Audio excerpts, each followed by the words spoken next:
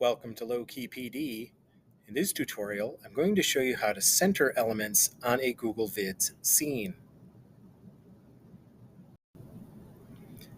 So let's say you are working on a Google Vids scene and there's an element that you want to be either centered horizontally, centered vertically, or literally in the center of the scene.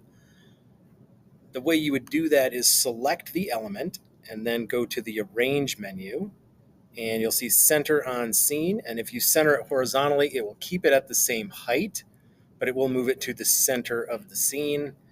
If you select center on scene and then select vertically, it will move it vertically to the center. And if you do both of those things, the object will actually be centered on the center of the screen, both horizontally and vertically.